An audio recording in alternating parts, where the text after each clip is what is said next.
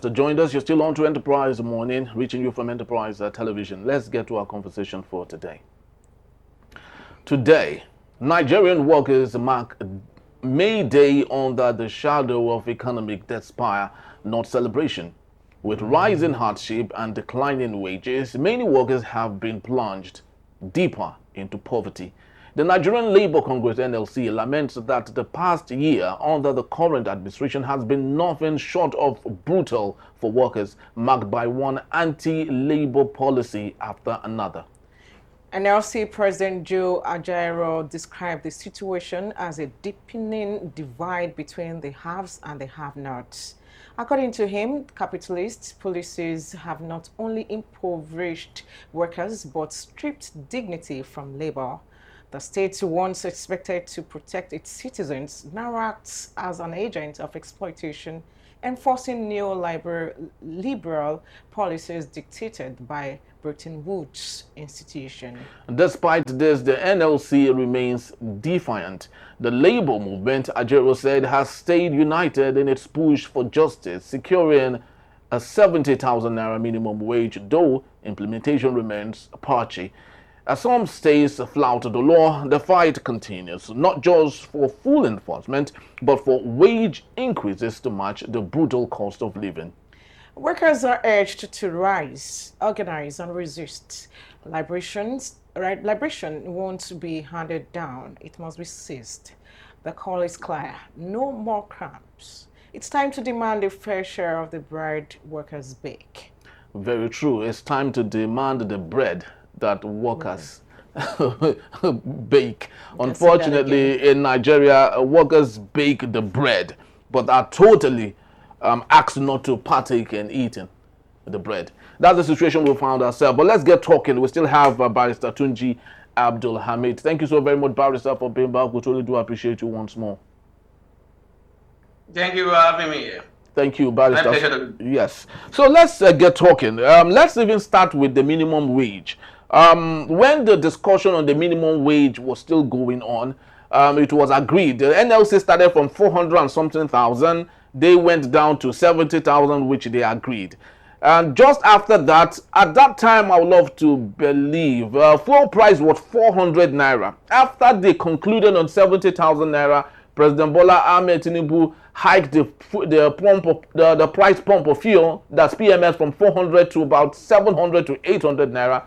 Joe Ajero said that he was deceived by President Bola Ahmed Tinubu. Right now, what do you think the Nigerian Labour Congress should be talking about now, if you were in their shoes? I think I have always been one of those who don't believe in the issue of that labor should be fight, or labor questions should be only about a minimum wage or maximum wage. It should be about enabling environment. If the environment is enabled, the issue of minimum wage or whatever will not be an issue. The right minimum wage will be paid because there will be enough money. People will be able to work and government will make more money.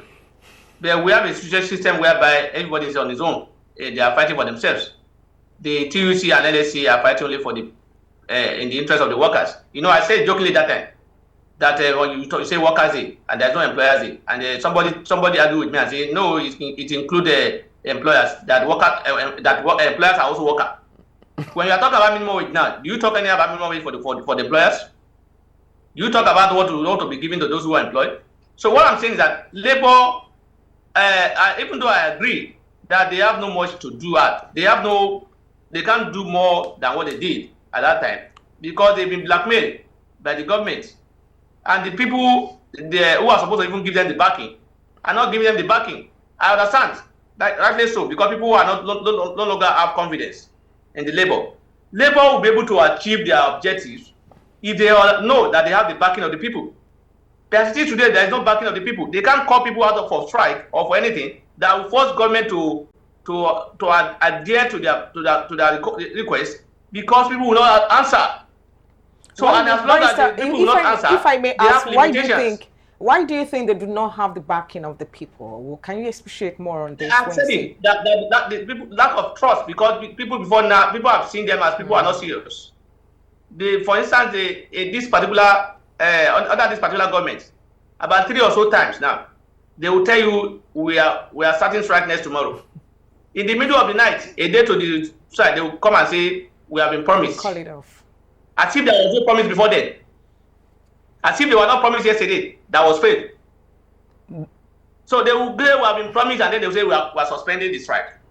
But Bannister, don't you think that is not a gentleman way of approaching a situation? Must we fight every time just before we get results that we need? No, Can people dialogue and that's not a fight. NSC is a pressure group. That's putting pressure on the government.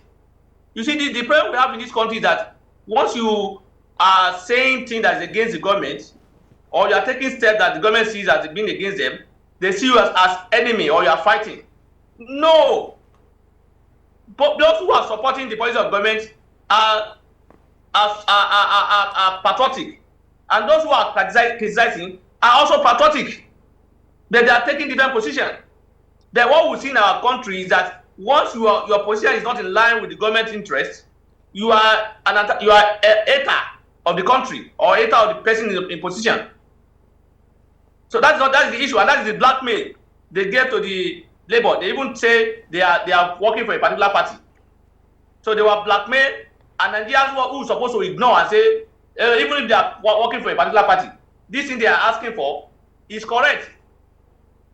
And if some Nigerians will join them and say, don't mind them. They are Labour Party member. They are working for this and that. They are opposition. They blackmail, they divide them, and they don't have. In fact, there was a time the TUC president will be going this way. The NSC president is going this way. Going the other way. NSC president will say we are going on strike. TUC will say we are not joining them. So there is no consensus. There is no concrete. For me, as far as I'm concerned, Labour has been pushed to a position, or they push themselves to a position where it will be difficult for them to even achieve anything from government. This is the same Labour that while discussing the minimum wage, you ask for 600 something thousand naira. You push. At the end of the day, you are giving 70. And on the day you are being promised 70,000 naira, you are raising hands for the president. You are singing a solidarity song or support song for the president. 650,000 naira to 70,000 naira. And for those people who are naive or who want to mislead us or who are mischievous, will tell you, we have to. Don't you see that the governors are making more money and they should be able to pay the minimum wage? Let's even assume they are paying the minimum wage, 70,000 naira. Tell me, the 30,000 naira before that 70,000 naira, do they have the same value? I tell you, I prefer to, if they ask me whether to go back to an era where we are taking 30,000 naira as minimum wage, and we are buying fuel for 120 naira. Yes. We are buying bag of rice for 7,000 naira. We are buying like paying Peter to rob. I would prefer to go to that regime than say let's collect 70,000 naira and increase fuel pump and do this and that. We are creating more hardship. The Labour should be fighting how government will enable environment. I will say that look, Labour is not for everybody. We are making mistakes in this country. Labour, they are not for us, for every Nigeria. They are for people. They are for their members alone. But their members. Yes, but Bannister, you agree with me that their members are equally.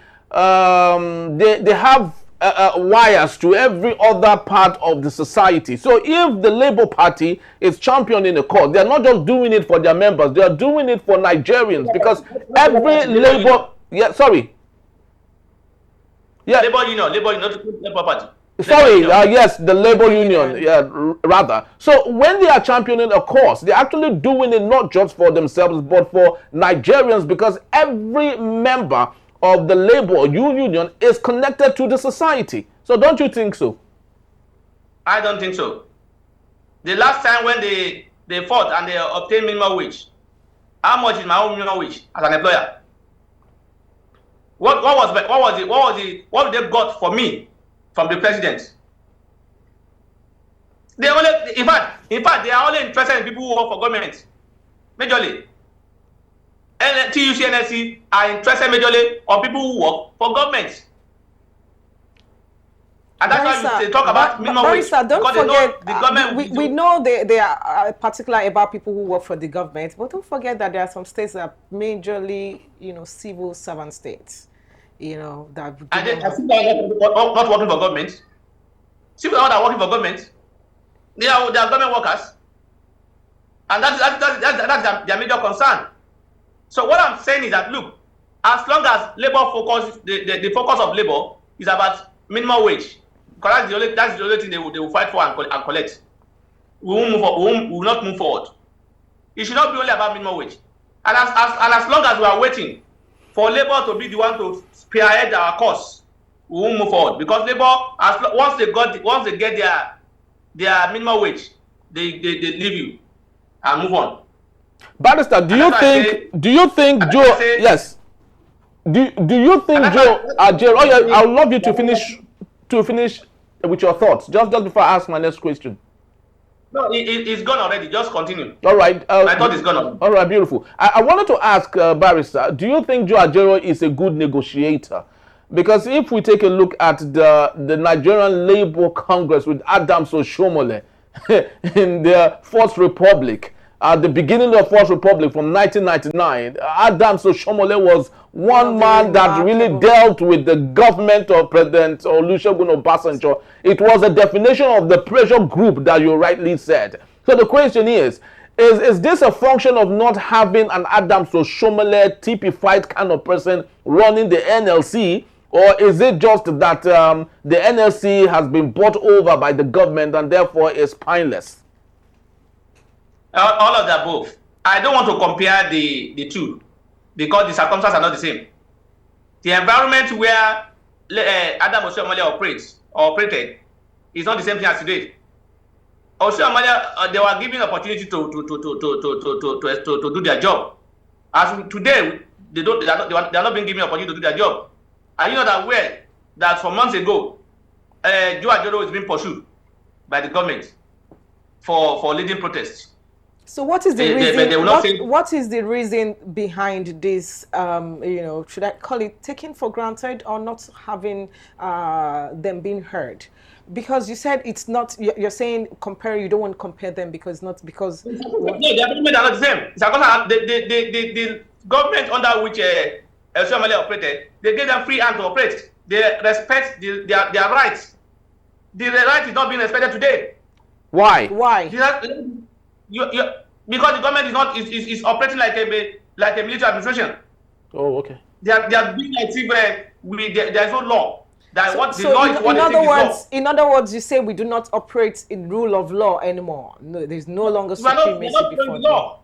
They are not following the law because today you will speak about government, you correct the government, or you speak about what government is not doing well. They see you as person who's promoting the country negatively. How do we correct this? They see you as abusing. You talk about what the government is not doing well. For instance, now you say the office of the first lady is not known to law. The first lady is there illegally, or the IGP is there illegally. They will pursue you to want to arrest you, saying you are calling the IGP an illegal police officer. Barrister, so how then do we correct this? Where do we go from here? It is very difficult. In fact, Jane, that question is difficult for me to answer. The system has been bastardized. It appears we have all agreed, and that's why you see the governors. They are moving to the ruling party because they have also succumbed. So we cannot those who are supposed to be the one to fight and ensure that this is not entrenched. They are just looking for a way out. They are not doing anything. So the day we all forget our selfish interests, the day we all forget our sentiments, the day we all don't see ourselves as a Muslim, Yoruba, Hausa, or Christian, or Igbo, the day we all want to speak in a voice that not all of us cannot speak in one voice. The majority of us will see the wrong thing and say this is wrong, this is wrong. We will not justify it because we love that person, or but because we are in that party, do you or think because that person is from my place. Barrister, sorry. Do you think? I beg your pardon. Do you think that this can be, achievable if we don't have enforcement of law? I mean, that's what I'm being able to implement this law. If those that we enforce are not doing the right thing, fear you people. They no longer fear you. They are not afraid of you again. In fact, you are even afraid of them. as people. And you know what they say? The day the government don't fear the people again, or I can't remember the actual quote. That is the day the trouble started. So today, the government is supposed to be fearing the people. But the fact is the case today. It is the people that are fearing the government. The day those in government are behaving as if they are the alpha and omega, and they must do what they want to do, whether you like it or not. So, and that's why they will bring out policy.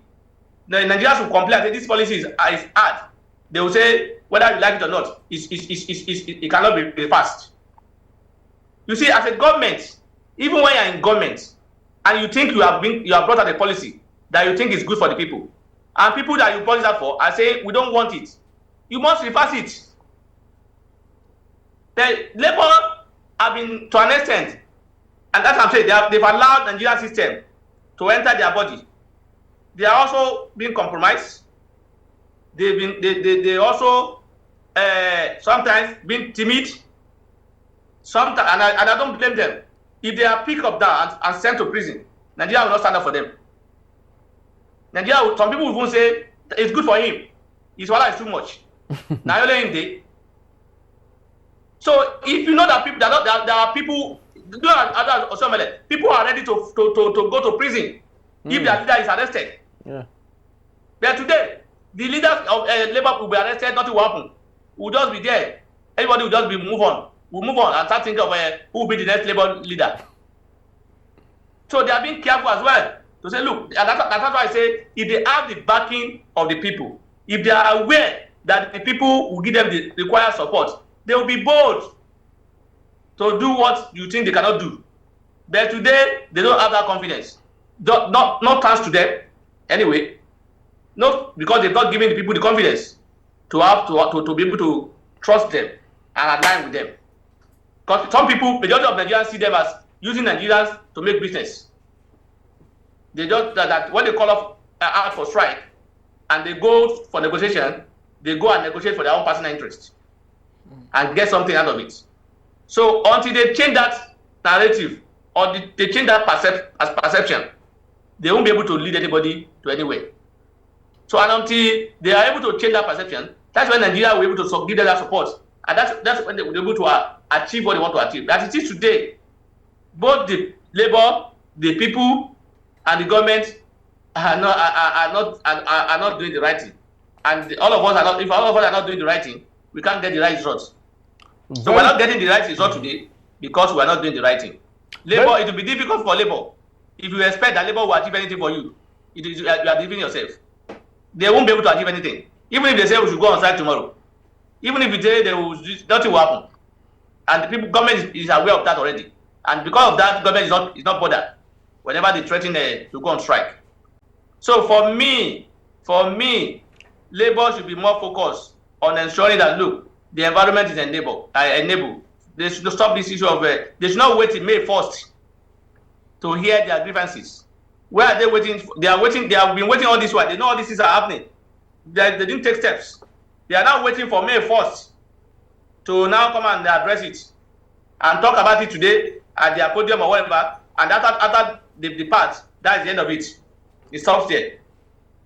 Nothing more. But barrister. And Nigerians who are supposed to on their own take their case in their hands are not doing so. They are waiting for Lawyer Tuji, an activist. They are waiting for Labour Union. They are waiting for opposition party to come and fight for them. And then they will be sitting in their houses, enjoying themselves. So until the day all Nigerians believe that, look, this is our responsibility. We need to rise up. That is the day the government will change. As long as we are doing what we are doing today, it will remain the same. It may even get worse. Very, very true, barrister. You actually have concluded on everything because I wanted to ask you a question on the responsibility of Nigerians in ensuring that the Nigerian Labour Congress does not work efficiently, because sometimes when the NLC decides to go for a strike, Nigerians would come up and say they want to cause more harm that more people will die as a result of that. And maybe because of those voices, the NLC sometimes would pull back on the things they are supposed to do. But of course, you've said it very, very lucidly here. You are right. You are right. Yes. One of the reasons why sometimes you see Labour give up. Because people they are fighting for, after 1 or 2 days, they will come out and say, these people, they are giving us, this is creating more hardship to us. So what kind of strike is this? This and that. So, and Labour will not say, look, we are fighting for you, you are complaining, so we cannot put more hardship on you. Let's call up the strike. It happens like that sometimes. Very true, Barrister. But what do you think President Bola Ahmed Tinubu should be doing right about now? Do you think he truly does care about Nigerian workers? If he does, what do you think he could do to ensure that Nigerians workers smile? What do you mean by Nigerian workers? Care for Nigerian workers? Is the president in place to care only for Nigerian workers? And when I say Nigerian workers does not include certain people, you say it's everybody. You can see now. No, because so I would love to believe that when the president does care, I mean... Listen, by our constitution, the president has the responsibility to care for every Nigerian. The section 1472 says that the welfare and security shall be the primary responsibility of the government. So by that, whether labor, whether you are a worker, whether you are not a worker, whether you are, because we have in Nigeria today, we have even more youths that are not working, unemployed. So they have to cater for everybody. So we should not narrow it down to workers or anything alone. The president has a responsibility to care for everybody. I think a twist to that question will be. I think a twist to that question will be: what should the president be doing to alleviate the hardship of the general masses? Because it's been ongoing. The president should listen to the people and work in the interest of the people. Today, the way I see the president, he's not working. He's not concerned about governance. It's about politics. It's about winning the next election. It's about bringing more people into his fold and having the control as the overall controller of the country. So the president should govern, do the right thing, listen to people. All the policies, the major policies of the government that have been introduced, create more hardship rather than a solution. The problem started when the president came on board and said subsidy is gone, and then immediately thereafter, he announced the issue of a devalued naira. Those two policies are the ones that brought us to where we are today. But the government, to government, they are enjoying it because they are making more money, and their own concern is about money. And that's why I say government is not about making money. Government is about the welfare of the people. Even when you make money and people are not enjoying the money, it becomes nonsense. So the policy of the government today, their own concern, the concern of the government is about making money. It's about giving themselves that luxury life. That's why you see them buying different car that is luxurious. Seeing themselves thinking about buying solar for Aso Rock, where most of our universities and the hospitals have been complaining of lack of electricity. The government did not understand or remember that solar can solve the problem. But now it affects Aso Rock. They now know that solar is a solution to that problem. You can see where the interests of those in government are. So the president should know that his responsibility is to provide for the welfare and security of the people. It is not about how many states he captured. It is not about how many people are moving from APC to PDP to APC. It should not be about I will win 27 landslide. It's a done deal. There is no vacancy. That should not be an issue now. But anyway, I'm not surprised. Our president is about politics. And that is why you see, even before the 2023 election, the president did start his 2027 campaign before the 2023 election. But I remember in Enugu also, he was here campaigning for the 2023 election, and he said, if I don't deliver on my promises, don't vote for me in 2027. So it shows where the interest of the president lies. It's not about governance. It's about retaining position and work. And that's why the president is not getting that today. The government is just only working on his political ambition, not on governance. There is a difference between governance and politics. Unfortunately, some Nigerians are praising it. They are praising and they are saying, you must know how to play politics. And if you give it to the president, he knows the game. Did we call him to come and play game? He was elected to come and govern. So, but what we celebrate is game. And we even call him a name, master strategist in politics. Some people are even saying other politicians should go to his university of politics and go and learn how to play politics. They are not talking about governance. Nigerians who are supposed to be complaining are talking about he must play politics. In fact, some people are saying Governor Fubara should compromise the state interest in River State and go and apologize to Wike if he knows how to play politics. And give Wike whatever he needs. That is the kind of country that we are. So the president's responsibility, or those in government, their responsibility is about the welfare and security of the people. Until they realize this, we cannot move forward. Because as it is today, that is not in their agenda. They don't realize that they have a simple responsibility, welfare and security. They don't realize that, and what they realize is that we must continue to be in government, and that's what they're pursuing. Very, very true, Barrister. This is so great, and it's so exciting that you are, clarifying some of these things, because Nigeria has been so divided that sometimes you see someone who should know better, speaking against something that he should be the best person to clarify, and it is not. There used to be a time, Barrister, when General Ibrahim Badamasi Babangida was called political Maradona. Because he understood how to play. He knows how to manipulate. Yes, how to manipulate. But of course, yes, everyone was supporting the political Maradona. Unfortunately, the political Maradona has come to apologize to Nigerians that he's actually very sorry with the book that he wrote. So which means the Maradona thing. Yes. And what happens? Nothing. Nothing happens. It just brings us to knowing that Nigerians are not involved in government. Once you do anything that's not correct, and years after you come to apologize, people they will take it and nothing will happen again. Then you enjoy to be able to free to do anything you want to do today, and say after I'll apologize to them, or even after leaving government, become a government critic, and people will be following me and supporting me. That's what we see in the country today. Very, very, very sad. So sad. So sad. Thank you so very much, Barrister. We truly do appreciate your time.